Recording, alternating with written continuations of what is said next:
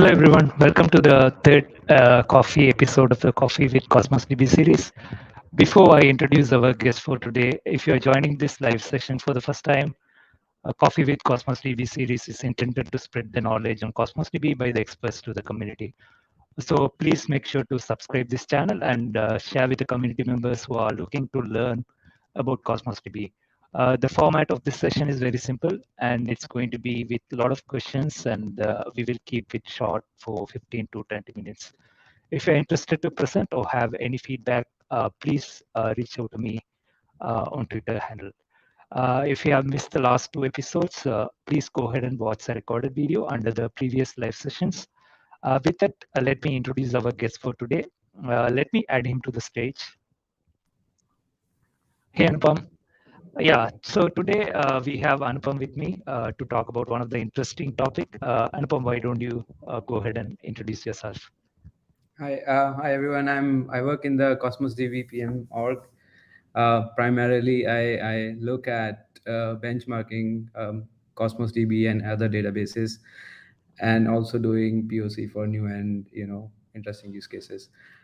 Today, we'll be looking at a benchmarking framework which we are developing, using which you should be able to benchmark a Cosmos DB just using by one click, and the framework is general enough that it's extendable to other databases, other kind of benchmarks. So in a way, it's a call for help to community to contribute as well. Yeah, that sounds very interesting. I know it would be very useful to the customers who are already on Cosmos DB and for those who want to learn about benchmarking. So database benchmarking in general, as far as I know, is a proven method for analyzing and comparing the performance characteristics of a database, right? So let's jump into the discussion. So as far as I know, we have so many NoSQL databases and they address different needs for different scenarios, right? For example, elastic scaling, flexible data models, availability, and so on. And performance is one of the key factors that customers are looking for. So the first question here is, how do we test the performance of one database for other versus other? Yeah, so I mean, as you said, benchmarking has been a standard tool in the database community to actually compare, different databases against the same set of metrics, right?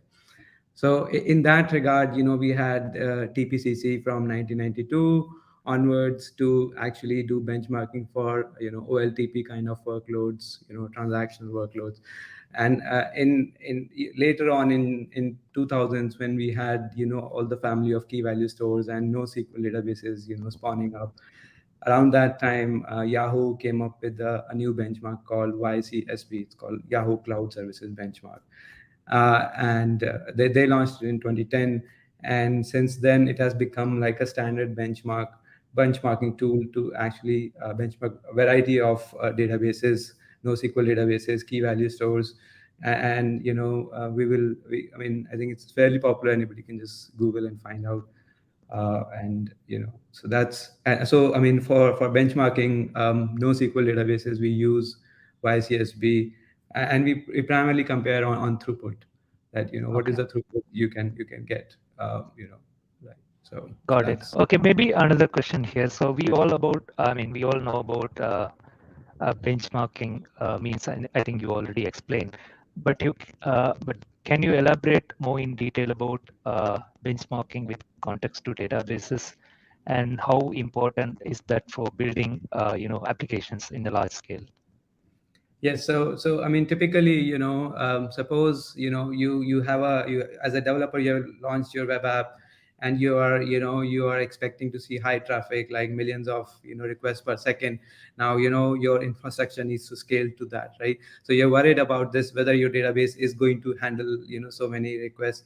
And so it's so now with the benchmarking tools, you can easily test that your database will scale to, say, 1 million reads per second, okay, or 1 million writes per second, or and if that is the case, what will be the latency numbers in that situation. So you can basically have those estimates right before when that actually happens. So it is a way to actually prepare. It's like you're preparing for that war situation before that actually happens. So. Got it. That makes sense. So, and thanks for the explanation. So, since you're talking about Cosmos DB in this series, as a customer, if I need to benchmark Azure Cosmos DB, and how should I go about? I think you mentioned about YCSB, right? Can you explain in detail how should I go about it using the tool that you explained? Yeah, so I think this is a good time I can sort of share my screen and jump into the demo, right? So, Yep. uh, so we have actually open sourced our tool. It's I think we'll share the URL as well. So it's actually a benchmarking framework for Azure databases. Our sort of vision is that you should be able to benchmark any database on Azure, using this framework. And like Azure has different databases from SQL Server to Cosmos DB to Hyperscale Citus, and you should be able to benchmark any database and then use different benchmarking regimes like YCSB for NoSQL, and there are different regimes for different databases, so you should be able to use it. For now we have what is working right now is the YCSB for Cosmos DB, and I'm going to quickly demo you that. So you see the URL.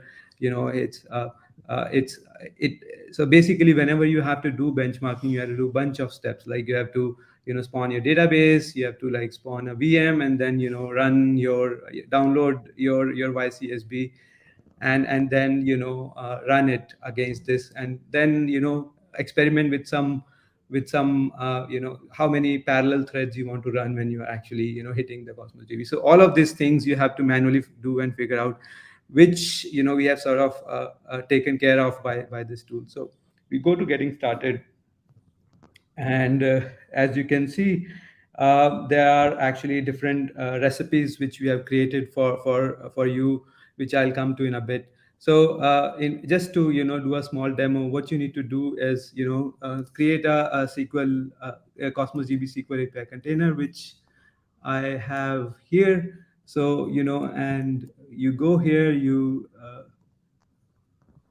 um, you create a container called a database called YCSB, and a container called user table, as sort of explained here. Database YCSB, container name user table, and create a partition key like this. Once you do that, second step is you create a storage account, which also have created here. Storage account is used to store the data once that benchmarking is done, right? So I mean, you don't have to log in into the VM and see the result, right? Third is you create a resource group in the, and it should be in the same region as Cosmos DB account. Once you do all of these things, you are ready to deploy, and it's just a one-click deploy. So you click here, okay. Once you click here, you will come to this screen, okay, custom deployment. And this, you just need to enter a few details, which are, sorry, resource group. Like here, you need to enter your the connection string for the storage. You need to enter your Cosmos DB URI, your Cosmos DB key, and a password for your VM. So it will spawn a VM. It will download. Once you do this review and create and sort of do the creation, it will spawn the VM, and uh, and download YCSB, and then start hitting the YCSB, and then start hitting the Cosmos DB with the YCSB workload. And once it starts hitting this thing, you will actually have an entry in the storage browser. If I'm going too fast, Sajid, please feel free to, if there are any questions. Um, Yep. so, so once it gets created, the workload gets created here. There are some issues because I'm using our internal subscription, which is currently limited with the resources, but it should be okay with the customer's subscription. Once this goes ahead, you will have an entry here in the storage browser, in this table YCSB benchmarking metadata. which will have the job status as started. So you see bunch of entries here with the job status has finished because I have run it several times, and so it creates an entry with the job status as started when it starts the job. Okay, and then it runs the job for say an hour, and once it is done, this status will change to finished. Got it. Okay. Once the status changes to finished, what you can do is you can go to blob containers here and actually have a entry here. So you know and this will have a few files. Aggregate.csv contains the output of it. So if we look at it, then you can see what is the outcome of this. You can see, okay, we did a read benchmarking. Only read operations were done. We did 180,000 operations. Okay, throughput was 28 requests per second.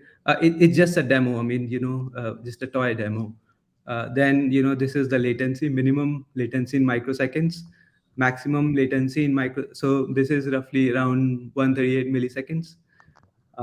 Then this is maximum, and then this is average, and then this is P95, and this is P99.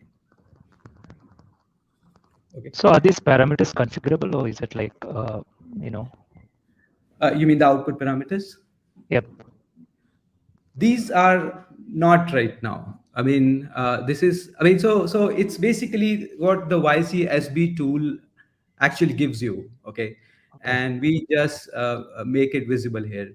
So if you want some more parameters, you need to actually change the YCSB code, and then and you can actually have a custom YCSB repository and give the path to that repository in our tool, and we'll use that YCSB. So it is possible with some modifications. Got it. Okay. Okay, so and then there are some log files. If there is some error, you can look at these, and all this description is provided here. Right below this, you can use CLI as it says, uh, and this is what it says. You could re-execute the job, but then you have to. So there are some parameters you can actually look at here. Um, so one of the things people actually come back to us is that I ran my job once, and suppose I did it for a 1 million reads. So it has to first load the data and then run the benchmark, right? So it loads the data into Cosmos DB and then runs the concurrent request. Suppose you are doing it multiple times, and in the second or third time you don't want to reload the data each time. So there's a parameter you can actually set here that skip.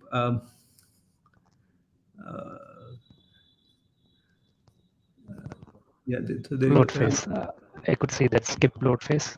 Yeah, skip load phase. So you could set it to uh, true. Yeah.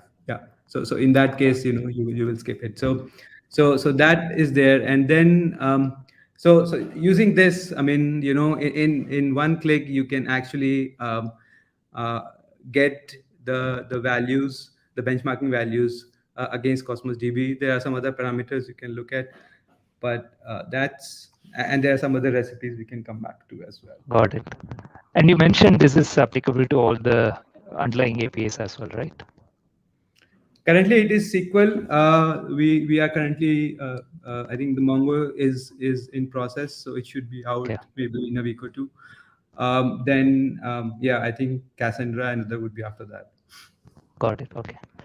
I have one more question. This is more relevant to developers. As an application developer, why do you think it is relevant for developers like me to benchmark something like Azure Cosmos DB? Yes, so I think it comes back to this, that if your load is fairly low, then probably it doesn't matter, right? I mean, if you're not going to get more than 100 or 1,000 requests per second, it's probably not going to matter. But if you're going to get 100,000 requests per second at some point, then the loss due to database not actually scaling to your request to you as a developer, if you're running a workload, is could be significant, right? So you want to actually make sure that if you are running toward that workload, that thing, your database is ready for it, right? So first is that, and second is what is the cost for it. So for then you can see, okay, this much it can scale, but it takes so much RU. So you have the estimate of the cost as well. All right. Let me come to another point. I think in the last episode, when Abhinav spoke about throughput and capacity, one of the things that we covered is the capacity calculator. How is benchmarking tool related to the capacity calculator? Can we use both to understand the performance as well as the throughput? Yes. So, I mean, you can actually do a benchmarking here. And, so for example, you can say, okay, I did, 10,000 point reads per second, right? And you can see your throughput required is, 10,000 RUs per second. And, you can increase it. So this is like a theoretical estimate, which is actually correct. So our benchmarking numbers match up to what these numbers are. So they agree to each other. But I think benchmarking tool is more like a test drive, right? This is more like, yes, this is the case, and it should, there should not be an issue. But actually running it and actually running it for a 1 million requests per second and seeing it is, like seeing is believing. It is what All right. benchmarking tool is. Yeah. I think I covered most of my questions and we are almost on time. Let me see if there are any questions from the audience. 1 second. So there is a question. What are the other parameters which are exposed for running custom benchmarking routines? Yeah, so I mean, so YCSB has its set of parameters, okay, and then there are some parameters which our tool has, because it needs to automate all the routines, right? And all of these parameters are exposed here, and I mean, all this list is there, right? So you can actually modify any of these parameters, and then once you do that, when you have to we have a recipe called build your own, right? So build your own, and if you do build your own, then you can actually pretty much change any parameter of the parameter I said. So you should be able to um, uh, take the advantage of this thing. Okay. uh, yeah. There is another question from Abhinav. Hmm. Looks like he's watching this episode as well.